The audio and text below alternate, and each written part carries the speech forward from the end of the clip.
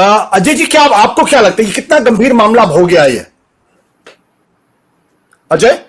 जिस तरीके से आशुतोष जी महिलाओं ने सारा प्रेस कॉन्फ्रेंस करके इंटरव्यूज में जिस तरीके से बताया है, वो काफी ज्यादा गंभीर मामला लग रहा है। लेकिन अगर राजनीतिक दृष्टिकोण से देखें तो मुझे लगता है कि आपने सही कहा कि चुनाव आ रहे हैं, लेकिन इस बार BJP as an opposition force crimes against women को लेकर एक मुद्दे को आगे बढ़ा रही थी।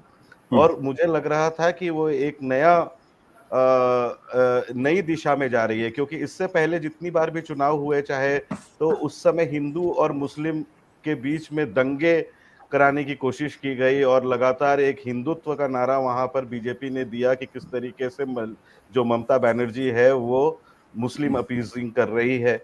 और तो ये जो लगातार वो कह रहे थे, लेकिन और आसनसोल में भी हुए थे इस तरीके से कम्युनल दंगे, नॉर्थ बंगाल में भी हो रहे थे इस तरीके से। लेकिन ये वाला जो इस बार जो ये बीजेपी ने पूरे प्रमुखता के साथ ये जो महिलाओं के साथ जो हिंसा वाला है, तो उसका एक लग रहा था कि जो एंटी इनकम्बेंसी वोट है उसकी एक वाइडर अपील चाह रही है बीजेपी जी। लेकिन जैसे पिछले 2 दिनों में जो उनके एमपी लॉकेट चैटर्जी या फिर बाकी जो नेता आकर लगातार फिर से उसी तरफ घूमने की कोशिश कर रहे हैं कि Hindu women are being targeted, ऐसे स्टेटमेंट दे रहे हैं, जबकि ये वो मामला है नहीं। शाहजहां शेख के जो राइट हैंड और लेफ्ट हैंड है वो शिबू हाजरा है और उत्तम सरदार है, लेकिन फिर से वो बीजेपी के एमपी के लेवल के लोग आकर Hindu women are being targeted उन इस तरीके से हिंदुत्व की दिशा में बढ़ा दिया गया है बीजेपी के कैंपेन को। और मुझे लगता है इसको बीजेपी की ये बहुत बड़ी ये स्ट्रैक्टिकल फेलियर होगी, मिस्टेक उन्होंने किया, क्योंकि ये जो वाइडर अपील का ये जो बात थी उसमें राजनीति को उसमें फिर से हिंदू मुस्लिम लाकर खड़ा कर दिया। और जिस तरीके से पिछली बार असेंबली इलेक्शन में एंटी इनकम्बेंसी जो 2019 में एंटी इनकम्बेंसी वोट इकट्ठा करके वो 18 सीट जीत पाए थे और असेंबली इलेक्शन में उनको मुंह की खानी पड़ी थी, क्योंकि जो बाकी जो एंटी बीजेपी वोट्स है वेस्ट बंगाल में वो एकत्रित हो गया तृणमूल के साथ।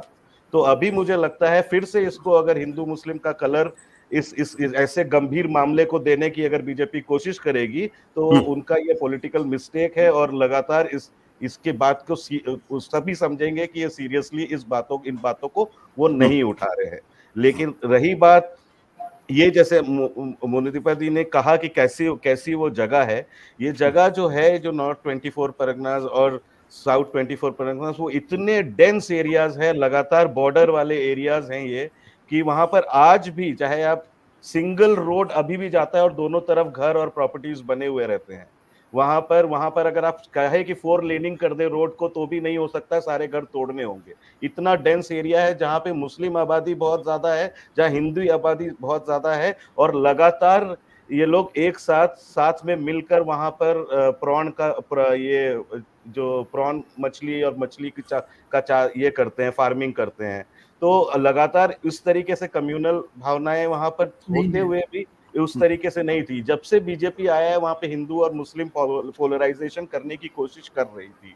और अभी और लेकिन ये गुस्सा जो तृणमूल कांग्रेस के खिलाफ है, जब मैं पिछली बार वहां गया था तो बहुत ज्यादा गुस्सा है, खास करके ये इस तरीके से करप्शन को लेकर, इस तरीके से वहां के जो लोकल तृणमूल के जो लीडर है उनके अगेंस्ट एंटी इनकम्बेंसी है। और एक सिंडिकेट की जो बात होती है वहां पर कि भाई सिंडिकेट हो गया है, तृणमूल कांग्रेस के नेता कुछ जो लोकल बिजनेसमैन स्मगलर सब मिलकर ये सारे रिसोर्सेस हड़पना चाहते हैं, ये सारे वहां पर बहुत बड़े इश्यूज है।